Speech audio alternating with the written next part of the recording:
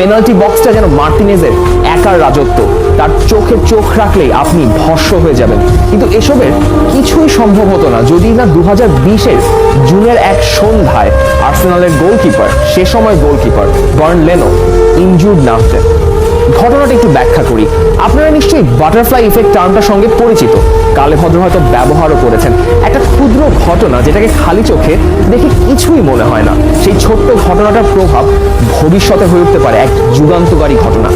আর্জেন্টিনার এই বিশ্বকাপ জয়ের পেছনে দামিয়ান এমিলিয়ানো দিবু মার্টিনেজের যে হাত, সে হাতে যে কিপিং গ্লাভসটাই ঠিকমতো উঠতো না 2020 সালের আগে, ভাগ্যটা খুলে গেল সে সময় আর্সেনালের ফার্স্ট চয়েস কিপার বার্ন লেনোর ইনজুরিতে।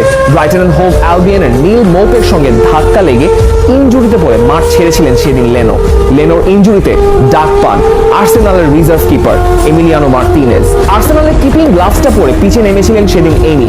তার ঠিক 911 দিন পর তার পেনাল্টি বক্স ম্যাজিকে আর্জেন্টিনা জিতেছে তাদের তৃতীয় বিশ্বকাপ। বাটারফ্লাই ইফেক্টের এমন চমৎকার দৃষ্টান্ত আপনি হয়তো এর আগে কখনোই দেখেননি। কিন্তু এই যা তা কথা বলে পাগলাটে সব উদযাপন করে পেনাল্টি ঠেকিয়ে দেওয়ার যে এই ব্যাপারটা মার্টিনেজ করেন, এটা আসলে কিভাবে সম্ভব?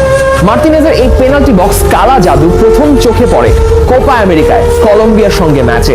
পেনাল্টি শুট আউটে তিনি ঠেকিয়ে দিয়েছিলেন ইয়েরি মিনা, দাভিনসন সানচেজ আর এডউইন কার্ডোনার শট। ইয়েরি মিনা যখন পেনাল্টি নিতে এলেন, নিজের লাইন থেকে মার্টিনেজ বেরিয়ে এসে ক্রমাগত তাকে তাতাতে শুরু করলেন। আপনার যদি মনে থাকে তবে আপনারা খেয়াল করতে পারবেন যে মার্টিনেজ ক্যামেরার দিকে তাকিয়ে বা মিনার দিকে তাকিয়ে বারবার বলছিলেন এই কথাগুলো, আমি সরি কিন্তু আমি তোমার শট ঠেকিয়ে দেবো, আমি জানি তুমি কোথায় শট নিতে যাচ্ছ, হেসে লাভ নেই ইয়েরি মিনা, আমি জানি তুমি নার্ভাস, আমি তোমাকে খেয়ে ফেলবো। মিনা এসব শুনে মুচকি হেসে পেনাল্টিটা নিয়েছিলেন। ঠিক এর 1 সেকেন্ড পর কলম্বিয়ার দর্শকদের স্ট্যান্ডের দিকে মার্টিনেজের এক উন্মত্ত উদযাপন আমরা দেখেছি। তার কথাই সত্যি হয়েছিল, মিনা সেই পেনাল্টিটা মিস করেছিলেন। এবার একটু ইংলিশ প্রিমিয়ার লিগে ফিরে আসি। ম্যানচেস্টার ইউনাইটেড ভার্সেস অ্যাস্টন ভিলার ম্যাচ। যারা প্রিমিয়ার লিগ নিয়মিত দেখেন তারা হয়তো মনে রেখেছেন 2021 সালের সেই ম্যাচটি। অ্যাস্টন ভিলার এর আগে চমৎকার এক মৌসুম কাটিয়ে এসেছেন আর্সেনাল থেকে 20 মিলিয়ন ইউরোতে চলে আসে এমি মার্টিনেজ। ম্যাচের শুরুতেই একটা পেনাল্টি কনসিড করে বসলো অ্যাস্টন ভিলা। পেনাল্টি বক্সে ব্রুনো ফার্নান্দেজ, ক্রিস্টিয়ানো রোনালদো, কে পেনাল্টি নেবেন? ঠিক হলো সেই পেনাল্টিটা ব্রুনোই নেবেন। রোনালদোকে তিনি সরাসরি আঙ্গুল দেখিয়ে বললেন তুমিই নাও পেনাল্টিটা, নাকি ভয় পাচ্ছ? রোনালদো নয়, ব্রুনোই নিলেন পেনাল্টিটা। এই পেনাল্টি আগে 45টা পেনাল্টির মধ্যে 42টাই সফলভাবে কনভার্ট করেছিলেন ব্রুনো ফার্নান্দেজ। তার সেই স্বভাব ছিল হপ এন্ড স্কিপ পেনাল্টি নেবেন, সেটাই সবাই ধরে নিয়েছিল। কিন্তু না, ব্রুনো কেন যেন তার রেগুলার রুটিন ফলো করলেন না, নিলেন এক পাওয়ার শট। সেই বলটা জালে না জড়িয়ে চলে গেল আকাশে। কথিত আছে হ্যারি কেইনের কোয়ার্টার ফাইনালে পেনাল্টিটার মতো ব্রুনোর মারা সেই বলটাও নাকি অন্তরিক্ষে ঘুরে বেড়াচ্ছে। ফাইনালে তার মাইন্ড গেমস প্রথমে শুরু হুগো লরিসের সঙ্গে। প্রথমে তার সঙ্গে কুশল বিনিময় করলেন, এমবাপের সঙ্গেও হাত মেলালেন। তারপর এমবাপের পেনাল্টির আগে বারবার রেফারি সিমন মার্সিনিয়াকে বলছিলেন বল প্লেসমেন্টটা ঠিক আছে কিনা সেটা দেখার জন্য। সব ঠিকঠাক। তৃতীয়বারের মতো এমবাপের পেনাল্টিটা সেদিন ঠেকাতে ব্যর্থ হলেন মার্টিনেজ, কিন্তু তাতে কিছু যায় আসলো না। দ্বিতীয় পেনাল্টিতে আসলেন কিংসলে কোমানের সামনে এসে দাঁড়িয়েছেন এমি মার্টিনেজ। সামনে বাধা হয়ে দাঁড়িয়েছিলেন অবশ্য মার্সিনিয়াক। রেফারিকে আবারও বললেন বলটা চেক করতে। রেফারি কথাও শুনলেন, কিন্তু যা ক্ষতি হবার হয়ে গেছে তার মাঝখানেই। মাঝের যেই সময় ক্ষেপণ, তারপর কোমানের পেনাল্টিটা ঠিক দিকে ডাইভ দিয়ে ঠেকালেন তিনি। জার্সিতে চুমু খেতে খেতে ফিস্ট পাম্প করে লাফিয়ে এক দেখার মতো উদযাপন করলেন। এমনটা বোধহয় মার্টিনেজ ছাড়া এমন কেউ করেনও না, কিন্তু এই উদযাপনগুলো কিন্তু বেশ কার্যকর, অন্তত তাই বলছে আরেকটি গবেষণাপত্র। ইমোশনাল কন্টাজিয়ন ইন সকার পেনাল্টি শুটআউটস নামের সেই পেপারে গবেষকরা বলছেন এই ধরনের উদযাপনের কারণে দলগুলোর সেই পেনাল্টি শুটআউটে জেতার সম্ভাবনা কয়েক গুণ বেড়ে যায়। সেই গবেষণাপত্রের একজন লেখকও কিন্তু সে এই গিও ইয়োরদেতি। কোমানের পর এলেন অরেলিয়ান চুয়ামিনি। এবার পুরো দমে নিজের ব্ল্যাক ম্যাজিকের টুকটাক শুরু করলেন মার্টিনেজ। রেফারের সামনেই বলটা নিয়ে এগিয়ে গেলেন, তবে তাকে আশ্বস্ত করলেন তিনি বলটা চুয়ামিনিকেই দিচ্ছেন। চুয়ামিনি প্রায় চলে এসছেন, তখনই বলটা ছুঁড়ে মারলেন অন্যদিকে। দ্রুত পিছিয়ে এলেন তিনি। বল কালেক্ট করে চুয়ামিনি আবার নির্ধারিত জায়গায় বসালেন। অন্যদিকে তার দিকে তাকিয়ে এবার হাসছেন এমি মার্টিনেজ। চুয়ামিনির শট মার্টিনেজকে বিট করলো ঠিকই, কিন্তু বিট করলো গোল পোস্টকেও। জিতে গেছেন মার্টিনেজ তখন। তার চিহ্ন রাখলেন আবারও এক ওয়াইল্ড সেলিব্রেশনে।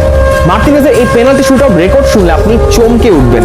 আর্জেন্টিনার হয়ে তিনি 10টি পেনাল্টি শুট আউটে খেলেছেন, সেখানে নেওয়া 14টি পেনাল্টির মধ্যে এমির বিপক্ষে প্রতিপক্ষ খেলোয়াড়দের সাফল্যের হার ঠিক অর্ধেক, অর্থাৎ 50 ভাগ, অর্থাৎ 7টি পেনাল্টি মিস করেছেন প্রতিপক্ষের খেলোয়াড়েরা, আর এর মধ্যে 6টি ঠেকিয়ে দিয়েছেন এমিলিয়ানো মার্টিনেজ। কিন্তু শুধু এই কালা জাদু কিংবা এই টুকটাক করে তো আর পেনাল্টি বক্সে পেনাল্টি ঠেকানো যায় না, দরকার স্কিল, যেটা তার অবশ্যই আছে।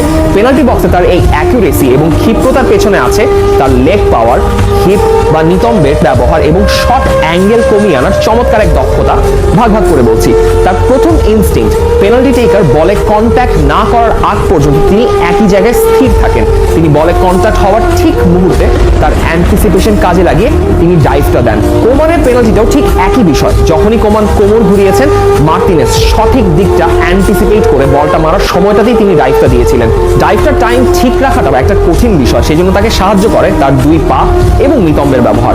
যখনই তিনি সিদ্ধান্ত নিচ্ছেন একটি দিকে ডাইভ দেওয়ার জন্য, তখন তিনি তার উইকার ফুট বা যেদিকে তিনি ডাইভ দিবেন তার বিপরীতে থাকা পায়ের উপর চাপ প্রয়োগ করে লাইনের ভেতরে পা রাখেন, আর ডাইভ দেওয়ার ঠিক আগ মুহূর্তে তিনি সেই প্রেশারটা সুইচ করেন তার ঠিক অপর পায়ে। তার নিতম্বের সঙ্গে সামঞ্জস্য রেখে সেই প্রেশার দিয়ে তিনি একই সঙ্গে যেমন একদিকে ডাইভ দেন, তেমনি সেই প্রেশারটাকে কাজে লাগিয়ে ডাইভের সঙ্গে সঙ্গে কিছু দূর সামনেও এগিয়ে আসেন, অর্থাৎ তার হিপ থেকে একটা পাওয়ার এক্সার্ট করেন।